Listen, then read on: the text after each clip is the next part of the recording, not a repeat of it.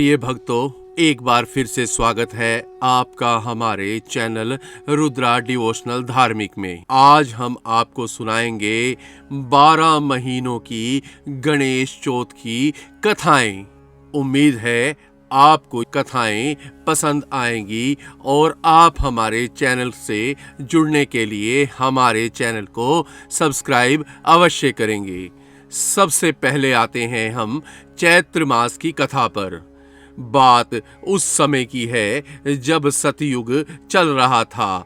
एक राजा था, राजा का नाम था मकरध्वज। मकरध्वज बहुत ही धार्मिक प्रवृत्ति का राजा था और अपनी प्रजा का अपनी संतान की तरह पालन करता था।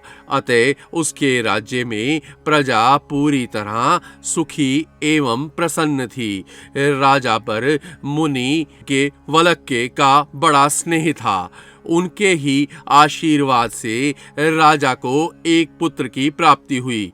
राज्य का स्वामी यद्यपि मकरध्वज था, परंतु राजकाज उसका एक विश्वास पात्र मंत्री चलाता था। मंत्री का नाम धर्मपाल था। धर्मपाल के 5 पुत्र थे। सभी पुत्रों का विवाह हो चुका था। सबसे छोटे बेटे की बहू गणेश जी की परम भक्त थी और उनका पूजन किया करती थी।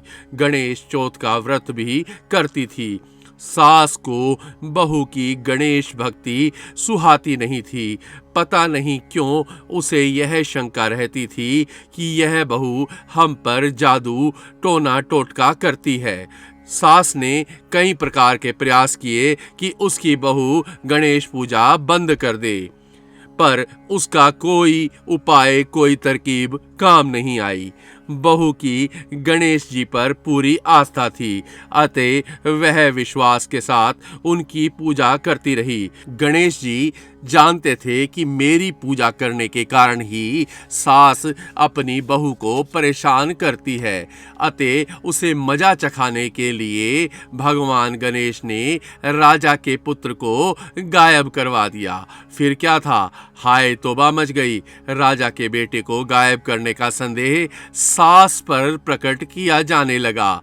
सास की चिंता बढ़ने लगी। छोटी बहू ने सास के चरण पकड़कर कहा, माँ जी, आप गणेश जी की पूजा कीजिए, वे विघ्न विनाशक हैं और आपका दुख अवश्य दूर करेंगे। सास ने बहू के साथ गणेश पूजन किया। गणपति ने प्रसन्न होकर राजा के पुत्र को वापस ला कर दिया। सास जो बहू से नाराज रहती थी क्योंकि वह गणेश पूजा करती थी, अब वही सास गणेश जी की पूजा भी करने लगी। तो बोलिए गणपति बप्पा मोरया और जुड़े रहिए दूसरी कहानी के लिए हमारे चैनल के साथ। अब हम आपको सुनाते हैं वैशाख मास की कथा। प्राचीन समय में रतिदेव नामक एक राजा था। उसके राज्य में एक ब्राह्मण रहता था जिसका नाम धर्मकेतु था। धर्मकेतु की 2 पत्नियां थी। एक का नाम सुशीला, दूसरी का नाम चंचलता था। दोनों पत्नियों के विचारों एवं व्यवहार में बहुत अंतर था। सुशीला धार्मिक वृत्ति की थी और व्रत, उपवास, पूजा अर्चना करती थी। इसके विपरीत चंचलता भोग विलास में मस्त रहती थी। वह शरीर के श्रृंगार पर ही अधिक ध्यान देती रहती थी। किसी व्रत, उपवास या पूजा अर्चना से उसका कुछ लेना देना नहीं था। कुछ दिनों बाद धर्मकेतु की दोनों पत्नियों के यहाँ संतान हुई। सुशीला की पुत्री हुई और चंचलता ने एक पुत्र को जन्म दिया। चंचलता सुशीला से कहती रहती, सुशीला, तूने इतने व्रत उपवास करके अपने शरीर को सुखा लिया, फिर भी तेरे यहाँ लड़की हुई। मैंने कोई व्रत, उपवास या पूजा अर्चना नहीं की, फिर भी मैंने पुत्र को जन्म दिया। कुछ दिन तक सुशीला चंचलता के ताने सुनती रही, पर जब अति हो गई तो उसे बड़ा दुख लगा। उसने गणेश जी की आराधना की। गणेश जी प्रसन्न हुए तो उनकी कृपा से सुशीला की पुत्री के मुंह से बहुमूल्य मोती, मूंगे निकलने लगे और एक रूपवान पुत्र भी उसने जन्मा। सुशीला का ऐसा सौभाग्य जगा तो चंचलता के मन में जलन होने लगी। उसने सुशीला की बेटी को कुएं में गिरा दिया, पर सुशीला पर तो गणेश जी की असीम कृपा थी। उसकी बेटी का बाल भी बांका नहीं हुआ और वह सकुशल कुएं से निकलकर वापस घर आ गई। तो बोलिए गणपति महाराज की जय। अब चलते हैं हम तीसरी कहानी पर, ज्येष्ठ मास की कथा। कथा उस समय की है जब प्राचीन काल में पृथ्वी पर राजा पृथु राज्य करते थे। पृथु के राज्य में जयदेवक नामक एक ब्राह्मण रहता था। ब्राह्मण के 4 पुत्र थे, चारों का विवाह हो चुका था। बड़ी पुत्रवधू गणेश चौथ का व्रत करना चाहती थी। उसने इसके लिए अपनी सास से आज्ञा मांगी तो सास ने उसे इनकार कर दिया। जब जब भी बहू ने अपनी इच्छा अपनी सास के आगे निवेदन की तो सास ने उसे अस्वीकार कर दिया। बहू बहुत परेशान रहने लगी। वह मन ही मन अपनी व्यथा गणेश जी को सुनाने लगी। बड़ी बहू का एक विवाह योग्य लड़का था। गणेश जी ने अप्रसन्न होकर उसे चुरा लिया। घर में उदासी छा गई। बड़ी बहू ने सास से प्रार्थना की, माँ, यदि मैं गणेश चौथ का व्रत कर लूं तो हो सकता है वे प्रसन्न होकर हम पर कृपा कर दें और मेरा बेटा मुझे वापस मिल जाए। बुजुर्गों का पोते पोतियों में स्नेह तो रहता ही है। अतः उसने अपनी बहू को गणेश चौथ का व्रत रखने की आज्ञा दी। बहू ने गणेश जी का व्रत बड़ी श्रद्धा से किया। इससे प्रसन्न होकर गणेश जी ने दुबले पतले ब्राह्मण का रूप बनाया और जयदेव के घर आ गए। सास और बहू ने बड़ी श्रद्धा और प्रेम से उन्हें भोजन करवाया। गणेश जी ने तो उन पर कृपा करने के लिए ही ब्राह्मण का वेश बनाया था। उनके आशीर्वाद से बड़ी बहू का पुत्र घर वापस लौट आया। तो बोलिए गणपति भगवान की जय और जुड़े रहिए चौथी कहानी के लिए हमारे चैनल के साथ। अब हम आपको सुनाते हैं आषाढ़ मास की कथा। बहुत समय पहले की बात है कि महिष्पति नाम की एक सुंदर नगरी थी। वहाँ एक धार्मिक वृत्ति का राजा राज्य करता था। राजा का नाम था महाजीत। महाजीत का घर सब भांति से संपन्न था, पर उसके कोई पुत्र नहीं था। अतः वह उदास सा ही रहता था। पुत्र प्राप्ति के लिए उसने अनेक धार्मिक उपाय किए, इतने कि यह सब करते करते उसकी पूरी आयु निकल गई। अब वह वृद्ध हो गया, तब भी उसके यहाँ पुत्र उत्पन्न नहीं हुआ।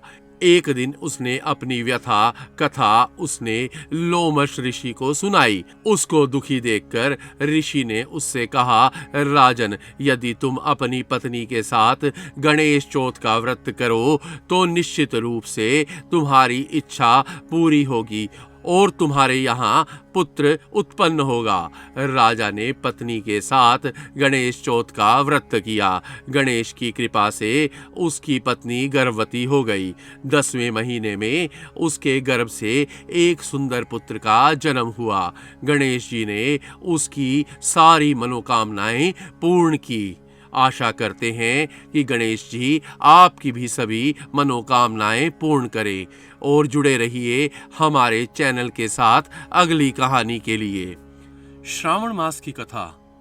एक समय की बात है कि एक गांव में एक ब्राह्मण का लड़का गणेश जी महाराज की खूब सेवा पूजा पाठ किया करता था। उसकी माँ उससे बहुत लड़ती और कहती कि यह सेवा पूजा छोड़ और कुछ काम धंधा कर ले। सेवा पूजा काम नहीं आएगी। दोनों माँ बेटों में रोज झगड़ा होता था। एक दिन लड़का विनायक जी का नाम लेकर घर से निकल गया और सोचा, आज तो विनायक जी महाराज से मिलकर ही इसका उपाय पूछूंगा, तभी वापस घर आऊंगा। लड़का भयानक जंगल में पहुंच गया।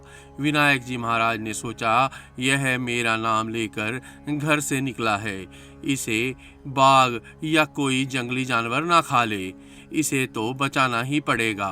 बूढ़े ब्राह्मण का वेश धरकर विनायक जी अर्थात गणेश महाराज जी आए और बोले, लड़के कहाँ जा रहा है?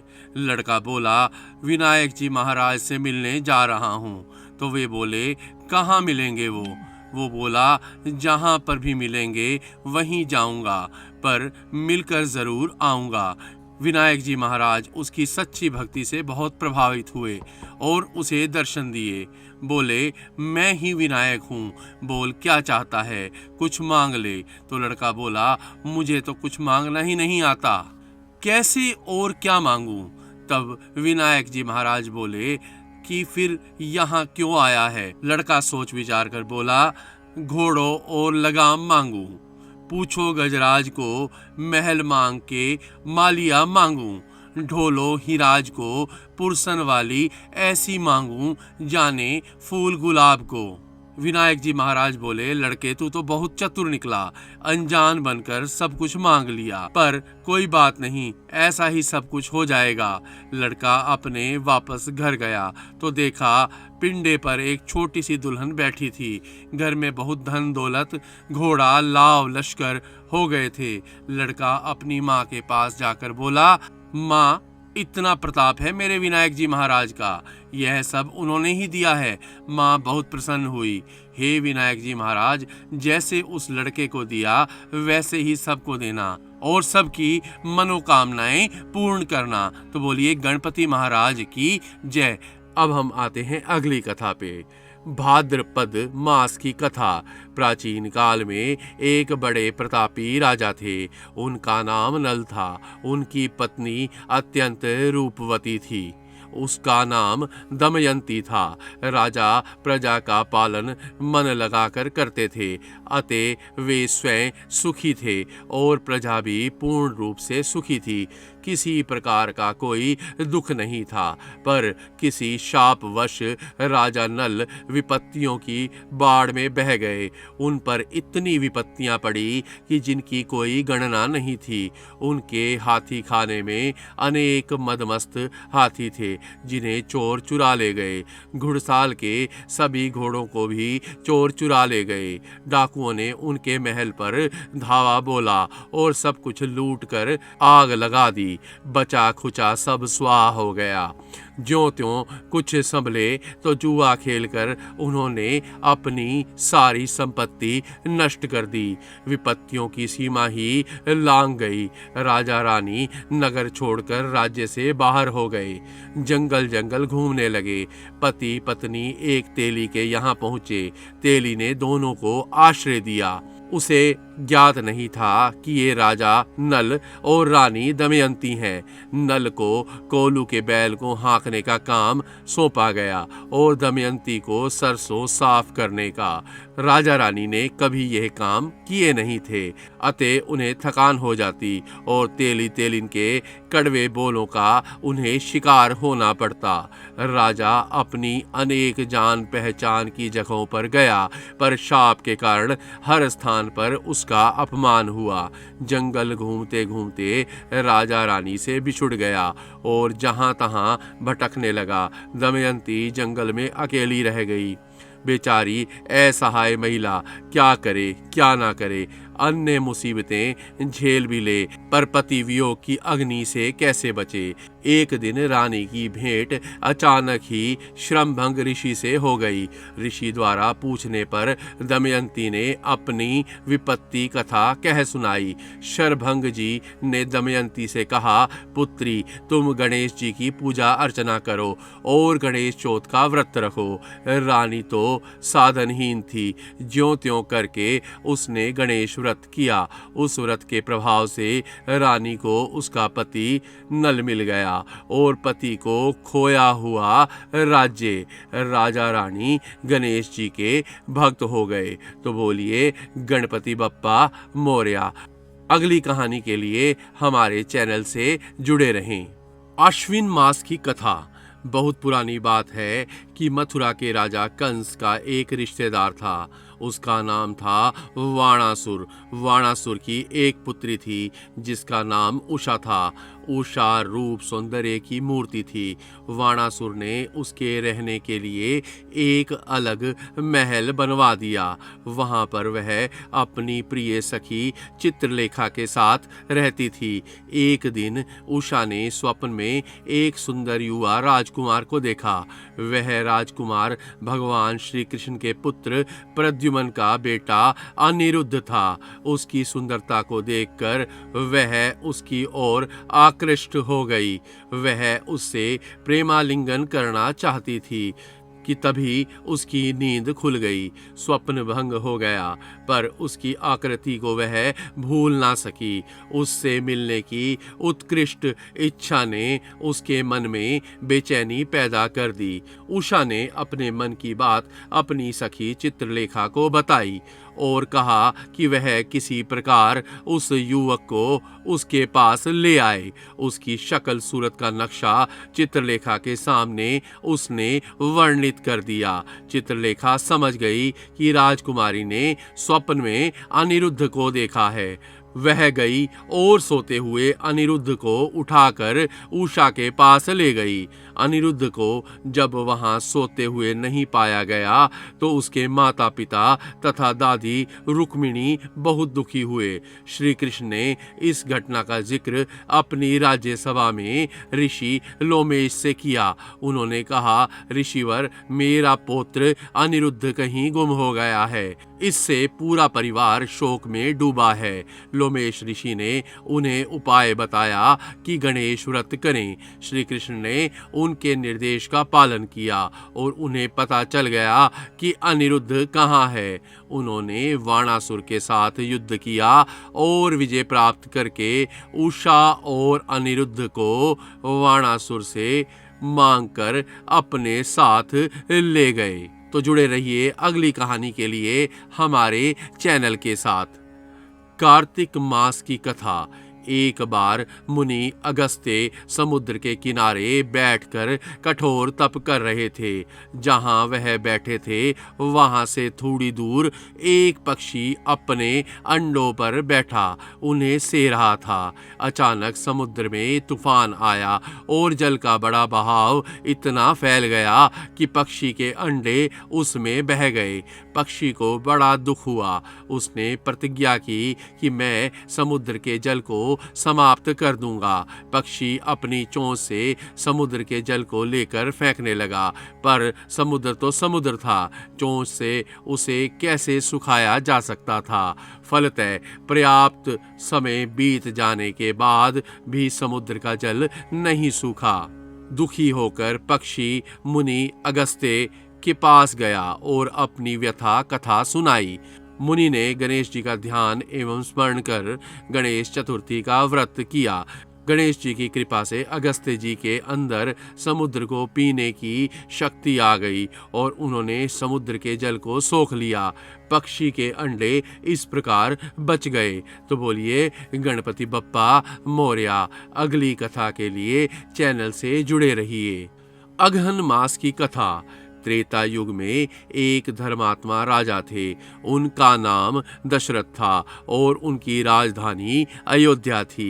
एक बार वे शिकार खेलने गए तो उनका शब्दभेदी बाण एक ऋषि पुत्र को जा लगा जो सरयू में से अपने अंधे माता पिता के लिए जल लेने आया था। उसका नाम श्रवण कुमार था। बाण के लगते ही वह अचेत हो गया। राजा जब वहां पहुंचे तो उसने पूरी बात सुनकर राजा से अपने माता पिता को पानी पिला देने की प्रार्थना की। इसके साथ ही श्रवण कुमार के प्राण पखेरु उड़ गए। राजा श्रवण के अंधे माता पिता के पास पहुंचे और पानी पिलाकर घटित हुई घटना का वर्णन किया। अंधे पिता ने राजा को श्राप दिया कि जिस प्रकार पुत्र शोक में मैं मर रहा हूँ, उसी प्रकार तुम्हारी मृत्यु भी पुत्र शोक से होगी। दशरथ ने पुत्र प्राप्ति के लिए यज्ञ किया तो श्री रामचंद्र के रूप में जन्मे। जब राम का वनवास हुआ और सीता हरण हो गया तो रावण से युद्ध करते हुए जटायु की मृत्यु हो गई। जटायु के भाई संपाति ने सीता की खोज के लिए बताया कि वह रावण की अशोक वाटिका में है। यदि गणेश जी की कृपा हनुमान जी प्राप्त कर लें तो वे सीता का पता लगा सकते हैं। श्री राम की आज्ञा से हनुमान जी ने गजानन का व्रत किया और बिना एक पल की देर लगाए समुद्र लांघ कर लंका पहुँचे और सीता माता के दर्शन कर राम की कुशल मंगल का समाचार सुनाया। राम ने लंका विजय करके जानकी को वहां से मुक्त किया। तो बोलिए जय श्री राम, जय हनुमान, जय गणपति। अगली कहानी के लिए चैनल से जुड़े रहिए। पौष मास की कथा। एक समय रावण ने स्वर्ग के सभी देवताओं पर विजय प्राप्त करके उन पर अपना अधिकार जमा लिया था। उसने संध्या करते हुए बाली को भी जा पकड़ा। बाली वानरों का राजा था। उसकी राजधानी किष्किंधा नगर में थी। जब संध्या करते समय रावण ने बाली को पकड़ा तो बाली ने अपना पराक्रम दिखाते हुए रावण को बगल में दबाया और अपनी राजधानी ले गया। वहां अपने पुत्र अंगद को खिलौने के रूप में रावण को दे दिया। अंगद रावण को खिलौना ही समझता था और रस्सी से बांधकर उसे इधर उधर खींचा करता था। इस पर सभी किष्किंधावासी हंसा करते थे। अभिमान के कारण ही रावण इस स्थिति में पहुंचा था। रावण की यह हालत देखकर रावण के दादा पुलस्त्य ने रावण से कहा कि वह विघ्न विनाशक गणेश जी की तपस्या करे। रावण ने उनकी बात मानकर ऐसा ही किया और बंधन से मुक्ति प्राप्त कर ली। तो बोलिए गणपति बप्पा मोरया। अगली कहानी के लिए चैनल के साथ जुड़े रहिए। माघ मास की कथा। सतयुग में एक राजा था। उनका नाम हरिश्चंद्र था। हरिश्चंद्र अत्यंत धार्मिक भावना के व्यक्ति थे। उनकी प्रजा हर तरह से सुखी थी। उनके राज्य में एक ब्राह्मण की यहाँ पुत्र पैदा हुआ तो उस ब्राह्मण की मृत्यु हो गई। ब्राह्मण की पत्नी अपने पुत्र को पालती हुई गणेश चतुर्थी का व्रत एवं पूजन किया करती थी। एक दिन जब उसका पुत्र कुछ बड़ा हो गया तो घर के आसपास खेलने लगा। वहाँ एक कुम्हार भी रहता था।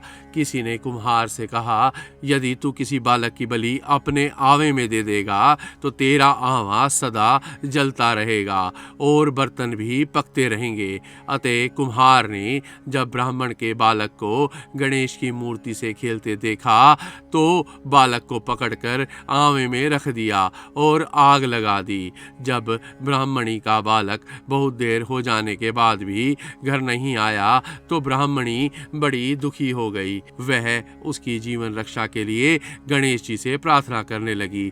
गणेश जी की कृपा से उसके पुत्र का कुछ भी नहीं बिगड़ा, बस थोड़ा सा जल गया।